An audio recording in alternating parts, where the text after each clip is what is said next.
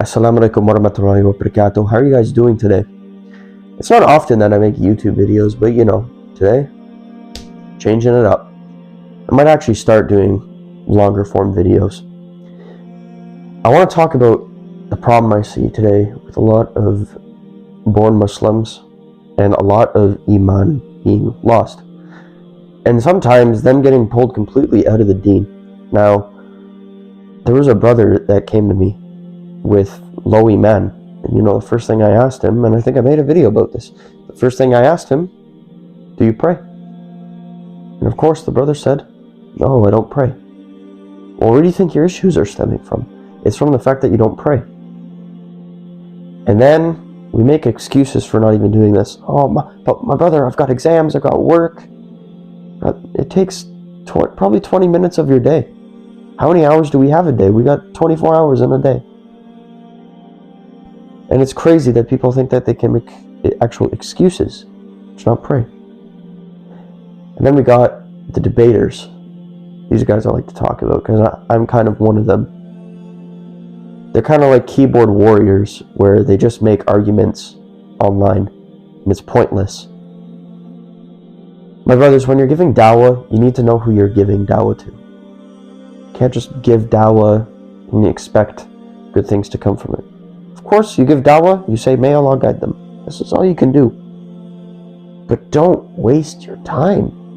Wallahi al-Azim, you're going to end up in a dark path if you just end up wasting your time with these guys. Not only that, they may pull your iman down. You may not even realize that they pull your iman down.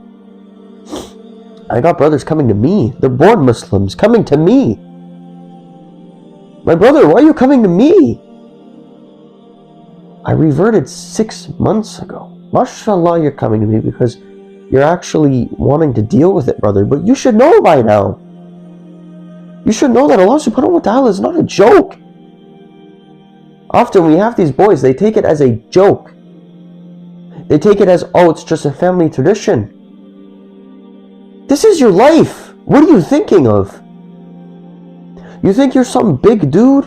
You think you're above God? I've been in your position before. I thought I was above God. Look where I am now. I'm nothing but a servant of God, and I've never been happier. But I don't know why these boys, these little boys, think that they can abandon prayer, abandon deen, take it as traditions, and just think to themselves that they are right. Just take a minute to actually digest us being here and think about the universe and us being here and how it's all possible. And wallahi, my brothers, I used to think this way. I used to think I was on top of the world. I used to think that I was just the best, that I was right all the time. But I was missing. I was lost. And people ask me why I don't tell my revert story, or if I can tell them my revert story. Brothers, it's not easy. Finding Allah, it's not easy. We have brothers that say, all it takes is a shahada, man. But finding Allah and taking the steps to find Allah is not easy. So have patience in your dawah. We see some dawah guys, on this platform. They're really good, mashallah. It just takes them a couple hours or an hour conversation with somebody and they convert to Islam. But my brothers, when you watch this, you got to realize it's not just that easy. It's not just about you convert somebody, boom, leave them. You have to actually nurture them and provide them with information on how to stay in the religion. I said it now and I'll say it again. Dawah is not an easy thing to do. It really isn't. It's draining for one. You have to know what you're doing. You have to actually make sure that this person stays on their deen as well as you. But my brothers, when you're doing this, are you caring about yourself? Are you looking at yourself in the mirror? Are you then saying, I'm telling this person to pray, but I'm not praying myself? When are you going to get serious about your own deen? You care about the debate part about it. You care about going and providing points to people. But you yourself are lost. You yourself have low eman. You know that you have the truth in front of you. You don't deny the truth, but you don't exactly practice what the truth says. And I want to specifically speak to you because I know that some of you are out there and some of you have contacted me, and just, it's so sad. It's so sad that dunya is just absolutely piling on the Muslims of today. It's absolutely draining people. But guess what? That's a test from Allah. And there's people going through even worse tests than you having your low iman. And how could you have low iman at a time like this? Look at everything that's happening in the world, and you actually are going to have low iman right now. God is showing himself everywhere. Allah is showing himself absolutely everywhere. Allah is showing that he can take a soul whenever he wants. Allah, by his will, the Muslims will have victory. By his will, the Muslims will lose. Allah has will over all of it. You know this. You know the words I'm talking to you are truth. But you're going to sit here and you're going to be lazy with this truth. Maybe, perhaps some of you are the ones that'll say, I'll pray later. I'll go do Hajj later. I'll go do all this later. Live now. Yeah, live in the now. Do you not realize, my brothers, that Allah can take your life at any point? He can take your life just at any point. Look at how heart attacks work. It's quite literally Allah saying for the heart to stop beating. And if that patient survives the heart attack, it's like Allah gives them a second chance. You may know that Allah knows everything. You may know Allah is all forgiving, and you may take that into consideration, but He's harsh in punishment as well.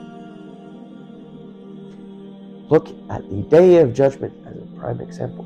You know some Muslims are going to go to Jahannam? You know this. I know this too. You think you can hide things from Allah?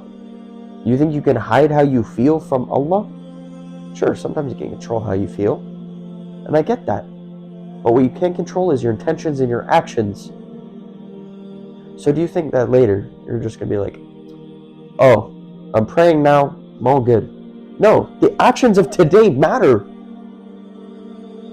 If your little piece of foreskin can't even escape on the Day of Judgment, how do you think you are going to escape? In today's ummah, I honestly think our ummah at this point it's gotten to the point where we just think Allah is just so all-loving and so all-forgiving that we would look at the Dajjal himself. The Dajjal himself, it would say, kafir on the forehead, and we would say, you don't know what's in his heart. Come on, my brothers, come on. When are you going to get real with your deen? Anyways, I just want to make this video because this is something really, really important to me, my brothers. Don't get me wrong. And I believe there's redemption in everybody. I do believe Allah is all forgiving. Don't get me wrong. But you need to look yourself in the mirror. You need to say, would I forgive myself? Picture you have a friend. If you have a friend and you constantly lie to this friend, you constantly go behind this friend's back, and the friend knows, is he going to be a friend anymore? Get real, my brothers. You think you can be a little gangster walking around the street and Allah doesn't know about it? Yeah, I'm sure your little gangster friends, they're going to be the ones that save you on the Day of Judgment. I'm sure. You think money, cars, all this shit matters? It won't. Not a single bit of it. Because me, you, Elon Musk, we all go to the grave the exact same way. The exact same way. Some of us martyrs, some of us with tons of good deeds, some of us with Lamborghinis. At the end of the day, we all are returning to the grave. Alhamdulillahi Rabbil Alameen. A'udhu billahi minash shaitanir rajeem. And assalamu alaikum wa rahmatullahi wa barakatuh.